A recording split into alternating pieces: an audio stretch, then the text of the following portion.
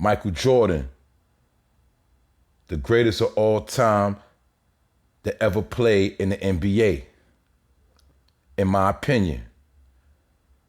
Now, a lot of people are going to come in the future and probably break a lot of his records. It's a lot of great players in the NBA right now. But as far as what I've seen with my own eyes, this man did a lot of great things. And let me be clear on this. I have always been a New York Knicks fan. And what I mean by that, you couldn't tell me nothing about Patrick Ewing. You know what I'm saying? You couldn't tell me nothing about Patrick Ewing. That was my favorite player when I was young. And those were the first pair of sneakers I ever rocked, was a pair of Patrick Ewings. As far as an expensive name brand sneaker at that level was Patrick Ewing. And I got those for Christmas when I was very young. And the New York Knicks always gave Jordan a hard time. But guess what?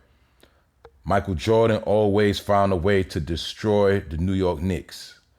So let me be clear, I never was a Michael Jordan fan. I never wore a pair of Michael Jordan sneakers until after he retired with the Wizards, when he first re-released all of the original pair of Jordan sneakers. So I didn't start wearing Jordans until after the 2000s, to be exact. So I want you to know that I'm not a fan of Michael Jordan on that level. I'm just keeping it real, because I've seen him destroy some of the greats. And we all know that to this day, he has stopped a lot of great NBA players from getting championships. He stopped a whole lot. And we're going to get into that. But first, I'm going to get into some of his accomplishments for those that don't know their history, and those who forgot history, and for those that want to remix history. I'm going to state some of the facts of what he accomplished. Now, he accomplished Rookie of the Year, 5-time NBA MVP of the season, 6-time NBA champion, 6-time NBA Finals MVP. 10 times he made the All-NBA first team. 9-time NBA All-Defensive Player team. He's also won Defensive Player of the Year. 14-time NBA All-Star. 3-time NBA All-Star MVP.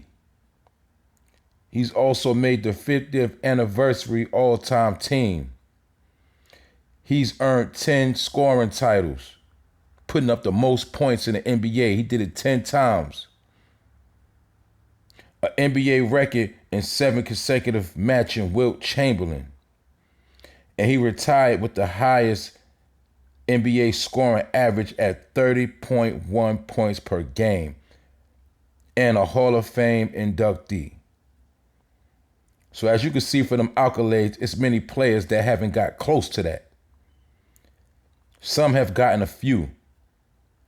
Some have a few scoring titles, but they don't have 10 scoring titles. And you got to also remember, this was a time when they played heavy defense. This was a time when they played defense, they can literally beat on you. Some people say back in them days, defense was like football because they abused you in the paint. But even Michael Jordan had to switch his career because he started out basketball dunking and with a lot of finesse moves. And this is the player I've seen do some of the most finesse moves that man has ever seen in the game of the NBA. Basketball, you dig, to be exact. I'm talking about reverse layups. He started all that. Crossovers. Spin layups to the hoop. All type of finesse moves that still has not been duplicated. I saw this man do it with my own eyes. And like I said at the time, I hated him because he was also a clutch player. He hit a lot of clutch points that sent a lot of people home packing. This man had a lot of skills and he put a lot of work in. We also know what they call now, they call it hot dog and a nutmegging. You know, we seen Michael Jordan shoot from the free throw line with his eyes closed. And we also seen him go against the bad boy Pistons. We seen him go against Larry Bird. We seen him go against Charles Barkley. Karl Malone, Gary Payton, and many other Hall of Famers. And even though when he came in as a rookie, he had a hard time getting through them playoffs, but each year he stepped his levels up. And once he got a taste of that good life, of that championship, he never looked back. And he would never settle for less.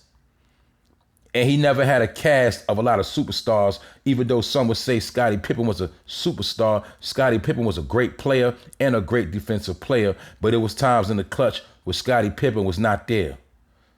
And Michael Jordan had to do it on his own, along with the help of his teammates, such as Steve Kerr, John Paxson. A lot of players played their part, but it was under his control and influence, and his ability to take over the game and desire to win is how he pulled off all of those championships. And I have not seen a player like him yet to this day. I've seen a lot of images. I've seen players, if you was to break Michael Jordan down, I could name about 6 players that got a piece of him. But I have not seen one yet with my own eyes of pure talent, pure skills, and the desire to win. And he did hate to lose. You dig? But my point is this. A lot of people try to say that he's not the GOAT, or it's people that's greater than him, such as LeBron James. And I will argue that fact.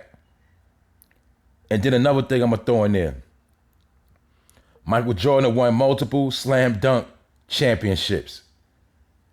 Where you think the Michael Jordan Air logo come from? For them sneakers you like to buy.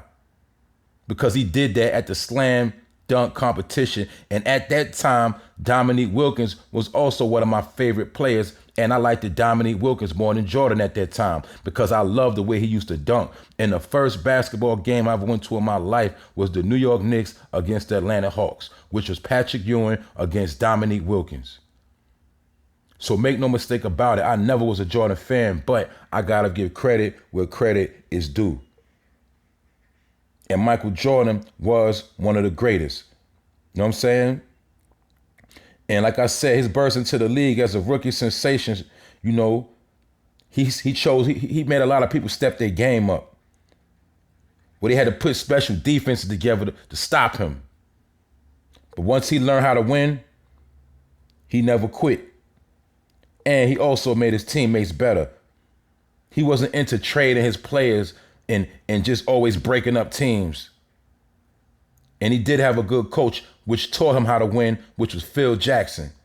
Because some say, Jordan, he couldn't get all those rings if he didn't have Phil Jackson. But one thing we could say about Jordan, out of all the talent he had, he humbled himself to great coaching. And that's why he is the greatest of all time up until this date.